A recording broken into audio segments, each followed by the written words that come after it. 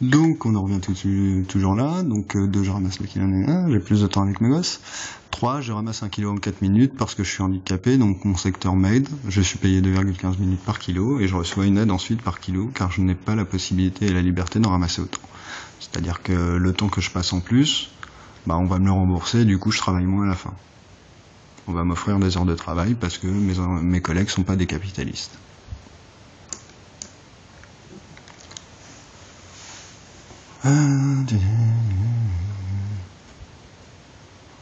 Ouais, bon, ça c'est... En plus, oui, voilà, il y a une autre sécurité, c'est que vu que vous êtes en CDI multiposte, et que vous avez réservé plusieurs postes dans différents secteurs, bah, tout va se croiser. C'est-à-dire que c'est pas les mêmes qui vont travailler tout le temps dans 2 secteurs à Paris. Donc, si je suis veto et que je fais quand même de l'agriculture ou de l'élevage, et bah, il y a un moment, si dans l'élevage on travaille pas aussi bien qu'en veto ou l'inverse, si on se branle pendant qu'on est en veto et que quand on est à l'élevage, bah, on travaille beaucoup plus, je vais dire, ouais non mais c'est gentil. Pourquoi moi mes collègues agriculteurs, quand je suis là-bas 6 mois de l'année, pourquoi eux, ils bassent comme des bêtes? Et pourquoi quand je travaille comme veto, là on se fout de ma gueule. Donc c'est aussi ça, c'est que en fait le croisement des emplois permet une autosurveillance du peuple par lui-même. Sans toujours vouloir défendre son propre bout de pain. Ce qui est le problème des syndicats, que je critique mais moyennement. Hein. Si on a une démocratie, déjà il n'y a plus besoin de syndicats, qui peuvent être sous chantage ou qui peuvent être rémunérés pour fermer leur gueule. Bon, je vais arrêter sur les syndicats. Mais oui, c'est quoi le truc? C'est si les syndicats, sous l'esclavage, les syndicats négocieraient la longueur de la chaîne. Ah oui, c'est pas la démocratie, les syndicats. Et avant, c'était comment? Ouais, bon, ouais. Je vais peut-être m'arrêter, moi, un jour. Hein. Je continuerai un autre jour, non? DRH, COP, ouais, bon, ouais, tout ça. Vous essayez de comprendre, hein. Un peu d'imagination. Ouais, c'est-à-dire qu'il y a des tuteurs partout. C'est ce que je disais avec les syndicats. Hein. Le PDG, c'est un tuteur. L'élu, c'est un tuteur.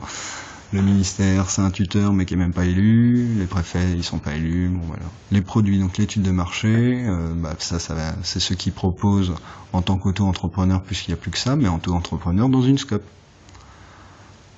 Et du coup, on va tout vous apporter. Quoi. Le but de l'État, ça devrait être ça, de tout vous apporter. L'aide à l'étude de marché, c'est ce que fait un peu l'ADIL. Mais là, elle va être impliquée. C'est-à-dire que le conseiller de l'ADIL, il va rester avec vous, il est impliqué dans l'étude de marché. C'est-à-dire que s'il fait mal son boulot, bah, c'est lui qui gagne moins à la fin du mois. Donc il n'y a plus de PDG, il n'y a plus d'actionnaire. La DRH, elle est en aveugle, c'est l'État qui reçoit les dossiers, qui va vous donner les gens. Quoi, les dossiers des gens. Et après vous choisissez, mais vous savez pas qui c'est, vous n'avez pas le nom, vous n'avez pas la photo.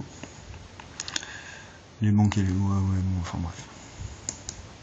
Je suis pas réveillé en plus. Alors.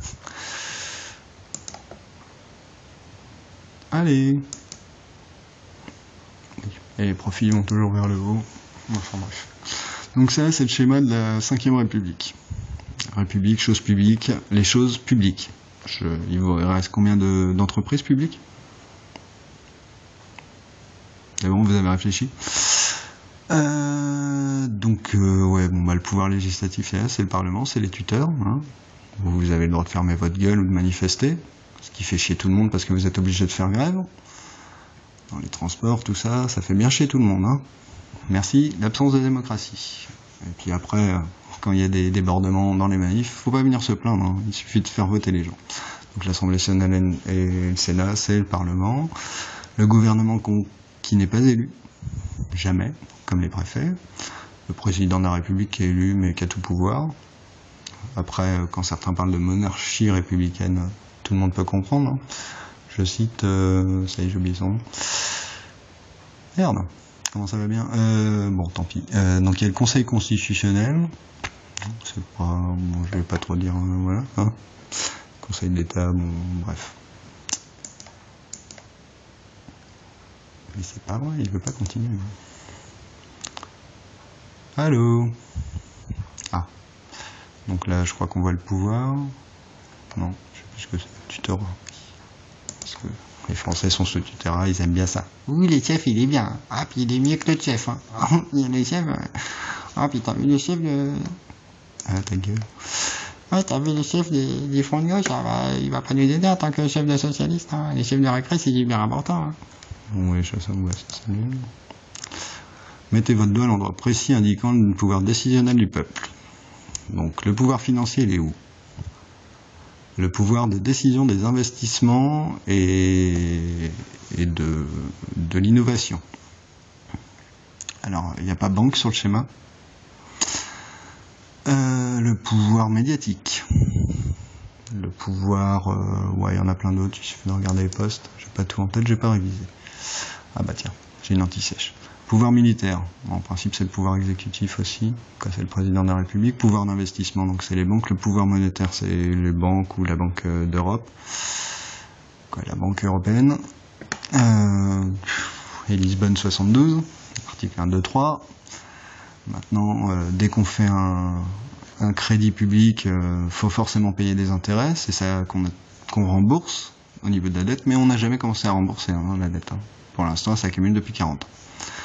Pouvoir de choix des productions, bon bah donc ça c'est ce compte d'argent, donc pas forcément ceux qui ont réussi dans la vie, au début si, autrefois si, peut-être au début de la bourse, peut-être au début des PDG, mais non, maintenant c'est ceux qui héritent, ceux qui n'ont rien foutu de leur vie, qui ont été torchés avec de la soie.